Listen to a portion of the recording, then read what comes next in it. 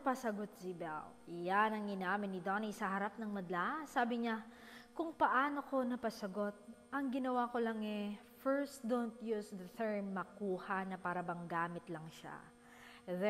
Their own being with own thoughts. So for sure, may standards and preference yan. Pangalawa, get to know them and let them know the real you.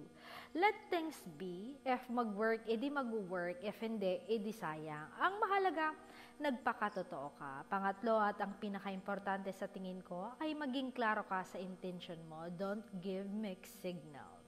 Ganyan ko napasagot si Belle Mariano.